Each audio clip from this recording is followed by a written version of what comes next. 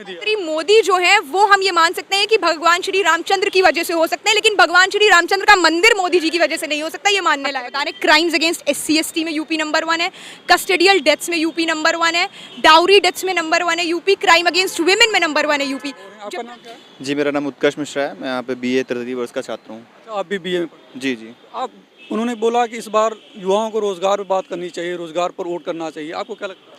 जी बिल्कुल, रोज़गार पर बात करना चाहिए। ये 70 लाख रोज़गार के वादे के साथ सत्ता में आए थे। अब आप मेट्रो के हर एक खंभे पे जाएंगे, 4 लाख रोज़गार देने के वादे के पोस्टर बड़े बड़े लगाए हुए हैं, लेकिन सच्चाई तो ये है कि 4 लाख रोज़गार नहीं दिए गए हैं। झूठ बोलने की इनकी आदत हो गई है। जैसा कि राहुल गांधी जी कहा करते हैं कि ये हिंदुत्ववादी हैं। हिंदुत्ववादी वो होता है जो हमेशा झूठ बोलता है। ये झूठ की राजनीति कर रहे हैं, ये सच्चाई की राजनीति नहीं कर रहे हैं। और ये न रोज़गार दे पाए हैं और न ये आने वाली सरकार चाहते हैं कि हम सरकार बनाएं। सरकार तो बना नहीं पाएंगे, लेकिन अगर बनाते भी हैं तो ये रोज़गार नहीं दे पाएंगे। तो युवाओं का जो मुख्य मुद्दा है रोज़गार, युवा रोज़गार के लिए वोट करेगा इस बार। कहीं ना कहीं युवा रोजगार पे वोट करेगा। अमित शाह जी भी कल मीटिंग कर रहे थे कासगंज में। उन्होंने कहा कि हमारी सरकार जो है युवाओं को लेकर आगे बढ़ रही है और 36 मेडिकल कॉलेज हमने जो बनाए हैं उनसे बहुत सारे युवाओं को रोजगार मिल रहा है, उनका भविष्य जो है सुनहरा हो रहा है। कुछ कहेंगे आप? बिल्कुल, इसमें जैसे हम लोग अगर चाहते हैं, अगर कोई कोशिश करना चाहे, सब लोग चाहें कि कोई चीज़ परफेक्ट हो, तो परफेक्ट कुछ नहीं होता है हमारे पास अगर ऑप्शंस दिए जाएंगे तो बस कई तरह के ऑप्शंस मिलते हैं। हमारे पास कांग्रेस है, हमारे पास सपा है, हमारे पास बासपा है, हमारे पास BJP है। तो अगर हम परफेक्ट चीज़ की तरफ टेंड करना चाहेंगे तो आप किसको चूज़ करेंगे? मैं डेफिनेटली BJP को चूज़ करूँगा। अगर आप बात करें कि सबसे अच्छा क्या हुआ है, तो आप धीरे धीरे देखते हैं कि जॉब कम हो रही है, ये हो रहा है, लेकिन आपको ये भी देखना चाहिए कि प्राइवेट सेक्टर जो है वो भी हमारा धीरे धीरे बढ़ रहा है। इसका मतलब है प्राइवेट सेक्टर जब बढ़ता है तो इसका मतलब है कि आपके पास मल्टीपल अपॉर्चुनिटीज़ ज़्यादा बढ़ती हैं। आपको लगता है कि प्राइवेट सेक्टर बढ़ा है सरकार में? हाँ, प्राइवेट सेक्टर डेफिनेटली बढ़ा है सरकार में। कई सारी चीज़ों का प्राइवेटाइजेशन हुआ है।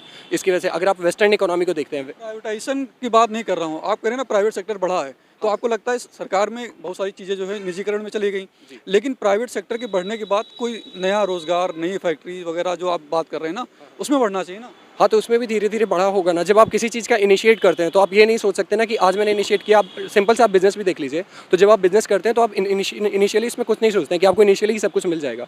उसमें आपको टाइम देना पड़ता है। डेफिनेटली जब से हम लोग आज़ाद हुए तब से कांग्रेस कितने टाइम तक थी, BJP कितने टाइम के लिए आई, तो हमारे पास और भी ऑप्शंस नहीं है। हम परफेक्ट के लिए नहीं देख सकते। आप देखिए, जैसे बात की जा रही है कि इस आपदा में ये हुआ, लेकिन आप ये बताइए इससे पहले कभी इतनी बड़ी आपदा आई थी? और इसका मैनेजमेंट किया जाए तो आप WHO का डाटा देख लीजिए। चाइना हो गया, अमेरिका हो गया, इतने ज़्यादा विकसित देश होने के बावजूद अगर वो सफ़र कर रहे हैं तो इंडिया को भी सफ़र करना पड़ा है। लेकिन जिस तरह से इंडिया ने मैनेज किया वो भी वाकई काबिले तारीफ था। पूरी तरह से आप हर एक चीज़ में अगर आप चाह जाए कि 100% रिजल्ट आएगा तो 100% रिजल्ट कहीं नहीं आ पाता है। क्या कह रही? इंडिया ने मैनेज जिस तरह से किया, तो हम इनसे पूछना चाहते हैं मौतों का आंकड़ा छुपाकर मौतों का आंकड़ा छुपाकर, तो मैं ऐसी बात करूंगा, मैं पूछूंगा कि कौन सी ऐसी जगह है जहाँ पे मतलब पहले भी अगर हमारे जो सरकारी रिजल्ट आते थे, तो अगर आप देखेंगे जब कई सारी आज़ादी की लड़ाइयाँ हुई हैं, तो आज़ादी की लड़ाइयों में भी जब कई सारी घटनाएं हुई हैं तो उसमें पूरा का पूरा ऐसे थोड़ा दिखा दिया गया था कि इतने लोग मरे, इनका ये हुआ, इतना ये हुआ। हर एक जगह जो सरकारी आंकड़े जो होते थे, इससे दुखद स्थिति कोई नहीं हो सकती कि ये आज़ादी से पूर्व के काल में चले गए हैं कंपैरिजन के लिए। कोरोना टाइम में इनका मैनेजमेंट का BJP वालों का काफ़ी बढ़िया था सरकार का। तकरीबन अनुमानित 60 लाख मौतें हुई हैं। ऑक्सीजन के लिए हर एक व्यक्ति दौड़ रहा था, तब इनका मैनेजमेंट कहाँ था? जब मैं खुद पर्सनली ऑक्सीजन के लिए लोगों को दिलाने के लिए दौड़ा हूँ, ठीक है, गवर्नमेंट कोई सुन नहीं रही थी, कोई मंत्री नहीं सुन रहा था। 60 लाख अनुमानित मौतें हुई हैं और ये आंकड़े छुपा रहे हैं।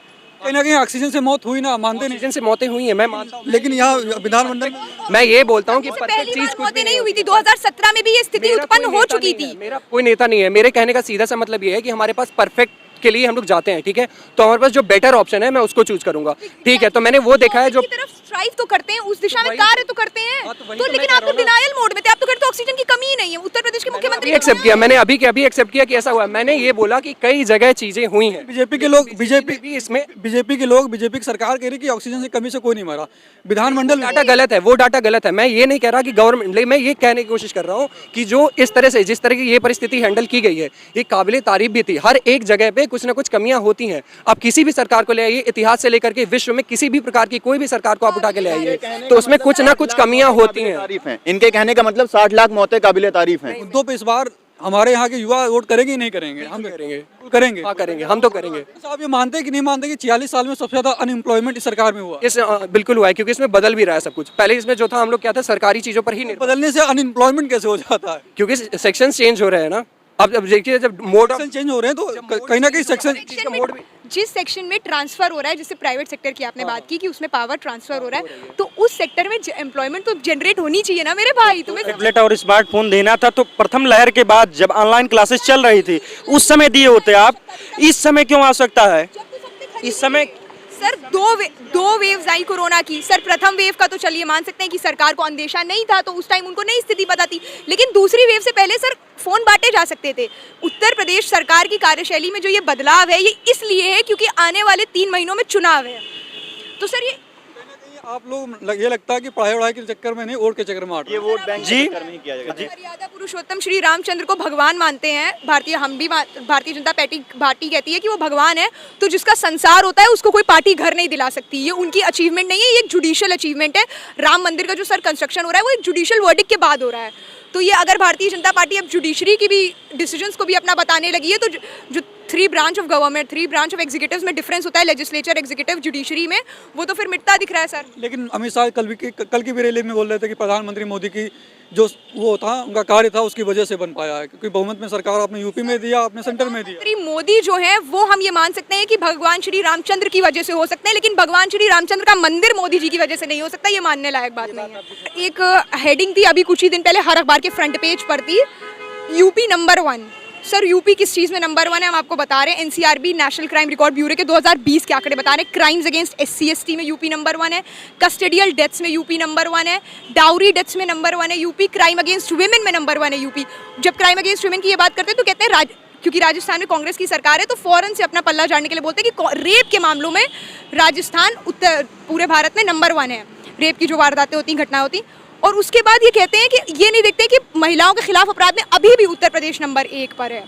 और जब उत्तर प्रदेश पर स्पष्टीकरण मांगा जाता है तो ये कहते हैं कि यहाँ की पॉपुलेशन सबसे ज़्यादा है। सो यहाँ की सर युवा पॉपुलेशन भी सबसे ज़्यादा है, जिस ओर जवानी चलती है उस ओर ज़माना चलता है, ये कहावत है। और हम आशा करेंगे कि इस बार का युवा रोज़गार पे वोट करेगा कि हमें 2024 में नौकरी मिल सके, हम संविदा बेसिस पर कहीं ना लगे और हम उन 80 करोड़ लोगों की जनसंख्या में वृद्धि ना करें जिन्हें फ्री में राशन बट रहा है। सर हमें फ्री में राशन नहीं चाहिए, हमें नौकरी चाहिए।